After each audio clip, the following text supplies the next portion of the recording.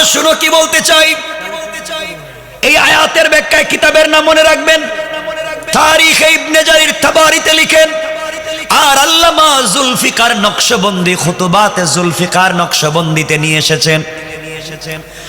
আমার মুসলমান বন্ধুগণ, এই দুনিয়ার জমিনে একজন নামাজি যুবক ছিল, যার নাম ছিল রবি ইবনে সুলাইমান। রবি ইবনে সুলাইমান বন্ধুদের সঙ্গে আড্ডা দিতেন, বন্ধু বান্ধবদের কিনে ঘোরাঘুরি করতেন, যেভাবে আপনি আমি করি। কথাগুলো দিল দিয়ে শোনেন। রবি ইবনে সুলাইমান তার বন্ধুদেরকে বলছেন, বন্ধুগণ শোনো, প্রত্যেক বছর টাকা জমা করে আমরা বিনোদন করি, বিভিন্ন জায়গায় ঘুরতে যাই। এই বছর আমরা টাকা জমা করে হজ্জে চলে যাব, চলো যাই, আল্লাহর দরবারে যাই, কান্নাকাটি করবো, আল্লাহর কাছে চাইবো, আল্লাহ মনে হয় ভালো বানাইয়া দিবে। যুবক, তোমাদের মতো একটা যুবকের নাম বলছে রবি ইবনে সুলাইমান, আর কিছু না। যুবক শুনো, তোমাদের মতো একটা যুবক শুধুমাত্র আল্লাহর সঙ্গে একটা সম্পর্ক করে কি হয়েছে দেখো। রবি ইবনে সুলাইমান রাহমাতুল্লাহি আলাইহি বন্ধুদের সঙ্গে পরামর্শ করলেন, বন্ধুরা শোনো রে, এবার টাকা জমা করে আমরা চলো যাই, সবাই মিলে হজ করতে যাই। বন্ধুগণ মিলে এক বছরে টাকা জমা করলেন। তুমি আমি টাকা জমা করে বিনোদন করতে কক্সেস বাজার যাই, সেন্ট মার্টিন যাই, ঘুরতে যাই, সিঙ্গাপুর, হংকং, থাইল্যান্ড ঘুরতে যাই। গার্লফ্রেন্ড বয়ফ্রেন্ডকে নিয়ে ঘুরতে যাও, টাকা থাকলে হংকং ব্যাংকক গিয়ে ঘোরাও। শয়তানিগুলা বাদ দাও, এই টাকা নিয়ে তুমি ওমরা করতে যাও। বাইরে ওমরা করতে কি মজা, ওমরায় গেলে কি স্বাদ, যারা গিয়েছে তারাই বলতে পারবে। আর রমজানে যদি কেউ ওমরায় চলে গিয়া ওখানে এতেকাফে লিপ্ত হয়ে যায়, আল্লাহ রাসূল বলেছেন রমজানের এক একটা ওমরা পূর্ণাঙ্গ একটা হজের সওয়াবের মতো হয়ে যায়। আমার বন্ধুগণ, রবি ইবনে সুলাইমান বলছেন, বন্ধুগণ শুনো, টাকা জমা করে বহুত বিনোদন করছি, এইবার আমরা হজ্জে চলে যাব। 10-12 জন বন্ধু মিলে টাকা জমা করছে, হজ্জের সময় চলে আসছে। এলাকার মানুষের ধারে ধারে ঘুরতেছেন আর বলতেছেন আমাদের জন্য দোয়া করবেন, আমরা হজ্জে চলে যাই। মানুষ বলতেছেন আমাদের সালামটা মদিনায় পৌঁছায়া দিও। কথাগুলো বলে রমজানুল মুবারকে রবি ইবনে সুলাইমান তার বন্ধুদেরকে নিয়ে হজ্জের উদ্দেশ্যে শুধু উদ্দেশ্য করলেন, নিয়ত করলেন ভালো কাজের। বুঝাতে চাই কি দেখো, মানুষকে সহযোগিতা করলে কি হয় দেখো। ঘর থেকে বের হয়ে গেলেন সফরের জন্য, হজ্জের জন্য রমজানুল মুবারকে। দীর্ঘ কয়েকদিন সফর করবার পরে সাথীরা ক্লান্ত হয়ে গেলেন। সফরের ভিতরে মনে করলেন বিশ্রাম নেওয়া দরকার। এই চিন্তা করে রবি ইবনে সুলাইমানের সহপাঠীরা সবাই মিলে একটা গাছের গোড়ায় বিশ্রাম নিতে লাগলেন। বিশ্রাম যখন নিতে লাগলেন, রবি ইবনে সুলাইমান 2 রাকাত সালাতুল হাজত আদায় করলেন। আল্লাহর কাছে ডাক দিয়া বলছেন, আল্লাহ তাআলা, জীবনে অপরাধ করেছি, অন্যায় করেছি, সব কিছু রেখে দিয়ে তোমার পুতের প্রতীক হয়ে গিয়েছি। আয় আল্লাহ তাআলা, তোমার ঘর জিয়ারতের জন্য যায়। আয় আল্লাহ, কখন জানি মালাকুল মউত পৌঁছে যায় জানি না, তোমার ঘর জিয়ারত না করাইয়া আমাদের কাউকে কবরে দিও না। আমার বন্ধুগণ, এক পর্যায়ে সন্ধ্যার পরে, মাগরিবের পরে রবি ইবনে সুলাইমান নদীর পারে হাঁটতে লাগলেন। চরের মধ্যে হাঁটতেছেন, দীর্ঘ পথ হাঁটতে হাঁটতে হঠাৎ করে তাকায়া দেখেন হাতের মধ্যে মোজা, পায়ের মধ্যে মোজা, কালো বুরকায় আবৃত একটা মহিলা আস্তে আস্তে করে হেঁটে হেঁটে সামনের দিকে যায়। রবি ইবনে সুলাইমান চিন্তা করলেন কি ব্যাপার। সন্ধ্যার পরে অন্ধকার সময় বুরকাওয়ালা একটা মহিলা রাস্তা দিয়ে হেঁটে যায় কেন? এই চিন্তা করে তিনি সামনের দিকে যেতে লাগলেন। কিছু দূর যাওয়ার পরে দেখেন নদীর পারে একটা মরা গাধা পড়ে আছে, ফুলে গিয়েছে, মরা গাধা পড়ে আছে। এই মেয়েটা মরা গাধার কাছে গিয়া নিজের ব্যাগের ভিতর থেকে ছুরি এনে, তরবারি এনে, চাকু এনে মরা গাদার শরীর থেকে গোশত গুলাকে কেটে কেটে বস্তার ভিতরে ঢুকাচ্ছে। রবি ইবনে সুলাইমান জওয়ান মানুষ খেপে গেলেন, নির্ঘাত এই মেয়েটা হারাম ব্যবসায়ী, হয়তো কোনো হোটেল মালিকের সঙ্গে তার সম্পর্ক আছে, আর এই হারাম গোশত গুলা নিয়ে মুসলমানদেরকে খাওয়াচ্ছে। আর না হয় এই মেয়েটা কোনো গোশত বিক্রেতার সঙ্গে সম্পর্ক, মরা গাদার গোশত বিক্রি করে খাওয়াচ্ছে, মুসলমানদেরকে হারাম গোশত খাওয়ানোর চেষ্টা করে যাচ্ছে। আমার মুসলমান ভাইয়ের এক পর্যায়ে তিনি চিন্তায় পড়ে গেলেন, মেয়েটা কোন দস্যু হবে, ডাকাত হবে, লুণ্ঠনকারী হবে, অন্যায়কারী হবে, কোন গোয়েন্দা হবে, মুসলমানদের চরিত্র নষ্ট করার কোন পরিকল্পনা হবে। বুরকা আছে, মুজা আছে, সব আছে, আবার মরা গাদার গোশত কেটে বস্তায় ভরে নিয়ে বাজারে যদি বিক্রি করে মুসলমানদের ঈমান নষ্ট করবার জন্য হয়তো হারাম খাওয়াচ্ছে। তিনি চিন্তা করলেন ওই মহিলার পিছনে পিছনে যাব, দেখি কোথায় যায়। মহিলা গোশতগুলাকে বস্তার ভিতরে ঢুকাইয়া সামনের দিকে যায়। রবি ইবনে সুলাইমান তিনিও পিছনে পিছনে যেতে লাগলেন। কিছু দূর যাওয়ার পরে রবি ইবনে সুলাইমান দেখেন মেয়েটা মরুভূমির এক প্রান্তরে জীর্ণ শীর্ণ একটা কুটুরি, জীর্ণ শীর্ণ একটা তাঁবুর ভিতরে ঢুকে পড়েছে।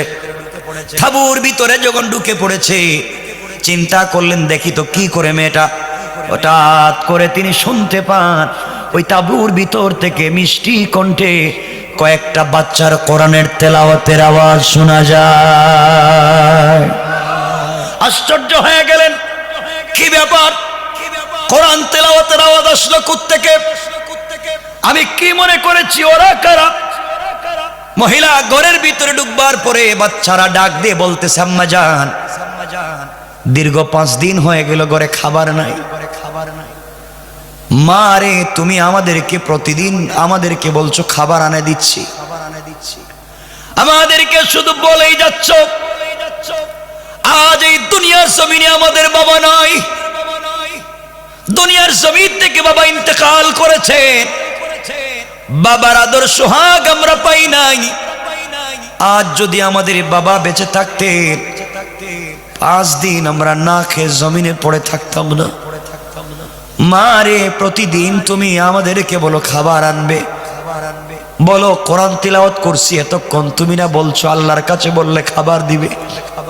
আল্লাহর কাছে সারাদিন কোরআন তিলাওয়াত করেছি। মা, আমরা 2 ভাই তো হাফেজে কোরআন, আমাদের ছোট্ট বোনটাও তো হাফেজ হয়ে যাচ্ছে মা, এরপরও আমাদের উপর দিয়ে তো বিপদ যায় কেন? মা বলছেন, বাবারে ধৈর্য ধরো, এই যে আমি গোশত নিয়ে এসেছি ছোট্ট ছোট্ট করে তৈরি করে রান্না করে তোমাদেরকে খাওয়াবো, পেট ভরে খাবে। এই যে গোশত আছে বাবা, আল্লাহর কাছে নামাজ পড়ে শুকরিয়া আদায় করো। 3টা বাচ্চা সিজদার মধ্যে পড়ে আল্লাহকে ডাক দিয়া বলছে, আল্লাহ, এই দুনিয়ার জমিনে আমাদের বাবা নাই, মা আমাদের জন্য কষ্ট করতে করতে জীবন ক্লান্ত হয়ে গিয়েছে, কোথায় গিয়েছে, কোথা থেকে গোশত নিয়ে এসেছে আমাদেরকে খাওয়াবে। আল্লাহ শুকরিয়া আদায় করলাম, এভাবে চললেও চলবে, কিন্তু আমরা মরে যাওয়ার আগে কোনোভাবে তুমি আমাদের ঈমান নষ্ট করে দিও না। রবি ইবনে সুলাইমান দাঁড়িয়ে দাঁড়িয়ে সব শুনতেছেন, আর সহ্য করতে পারলেন না, ঘরের ভিতরে ঢুকে গেলেন। মহিলাকে ডাক দিয়ে বলছেন, আম্মা জান, আপনার পরিচয় দেন তো, আপনি কে? কেনই বা বাচ্চাদের সঙ্গে প্রতারণা করতেছেন? আমি দেখেছি আপনি মরা গাদার গোশত কেটে নিয়ে এসেছেন, গাদা তো এমনি হারাম, তা আবার মরা গোশত তা তো আরো হারাম, কেন আপনি এগুলা করতেছেন আমাকে বলেন তো। মহিলা ডাক দিয়ে বলছে, যুবক রে, কে তোমাকে চিনতে পারলাম না। গভীর রাত্রি একটা যুবতী মেয়ে তাঁবুর ভিতরে তুমি ঢুকে পড়েছো ইজাজত ছাড়া, অনুমতি ছাড়া, ব্যাপার কি বলো?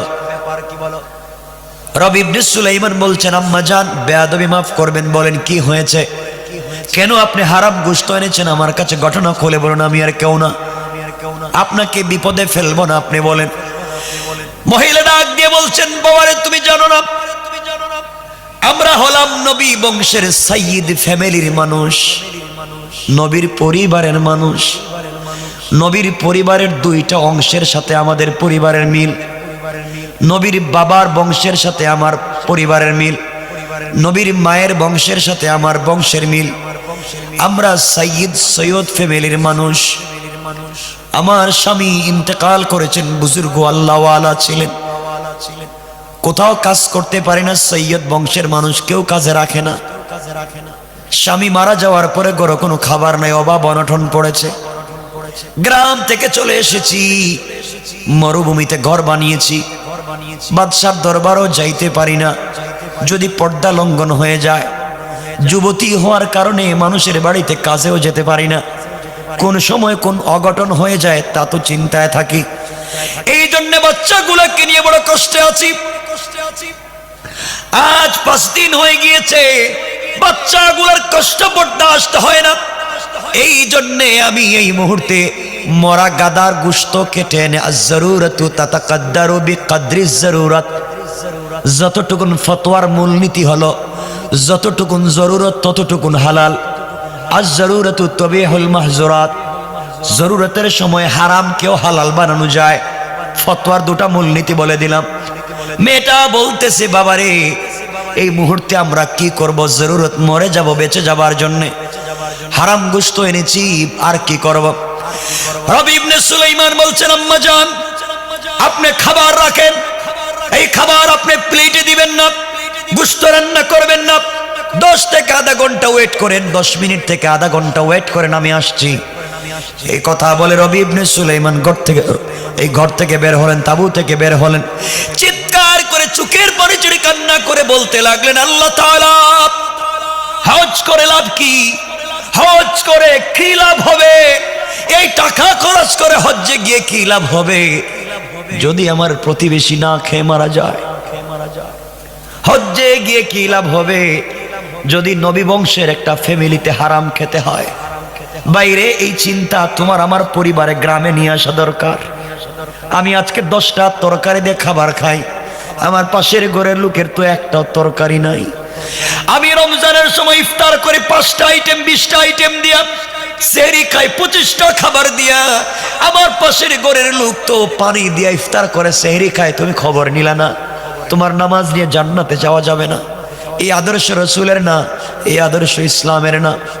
রবি ইবনে সুলাইমান তাবুতে আসলেন, সকল টাকাগুলা নিলেন, বাজারে পৌঁছে গেলেন, অর্ধেক টাকা খরচ করে তিনি কিছু খাবার কিনলেন, রুটি কিনলেন, আটা কিনলেন, ময়দা কিনলেন, হালাল গোশত কিনলেন, অর্ধ টাকা তিনি নিলেন, দৌড়তে লাগলেন মহিলার বাড়ির দিকে, তাবুর কাছে গিয়ে বললেন, আম্মা জান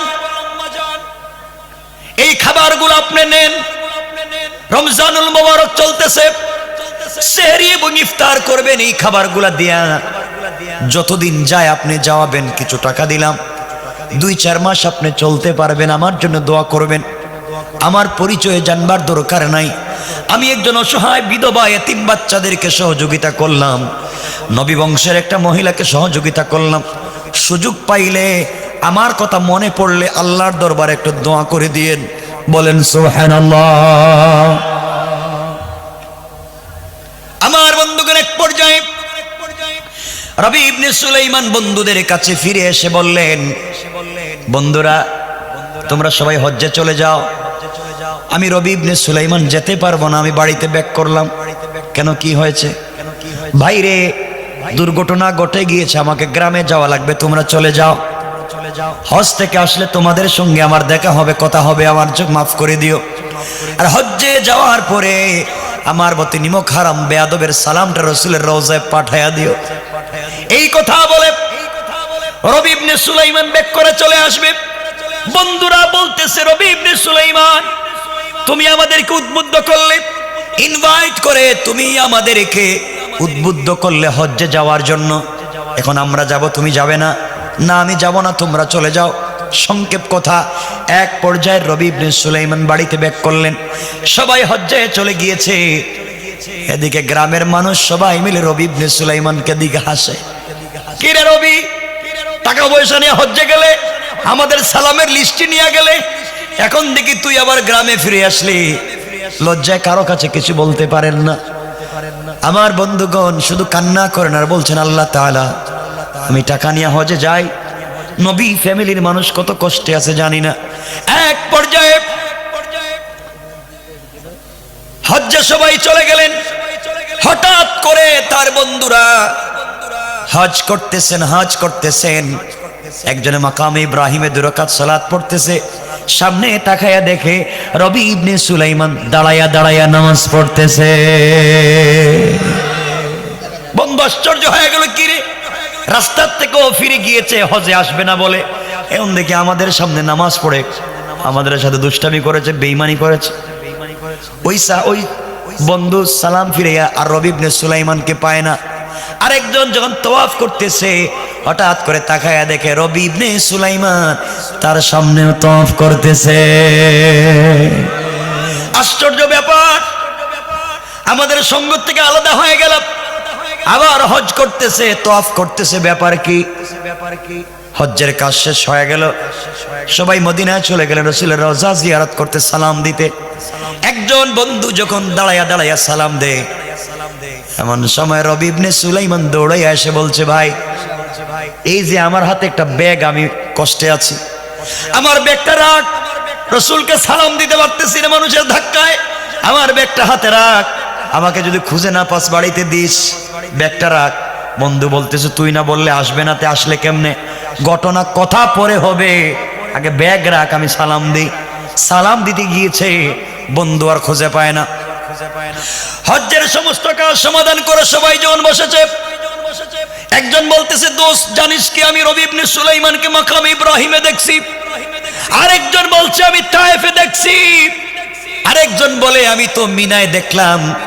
আরেকজন বলে, আমি জামারাতে দেখলাম। আরেকজন বলে, আমি মুজদালিফায় দেখেছি। একজন বলে এখানে, একজন বলে আর এখানে, আরেকজন পিছন থেকে বলে, ভাই রে, রাসূলের রওজা জিয়ারতের সময় যে আমার সাথে দেখাই যে ব্যাগ দিয়ে গেছে।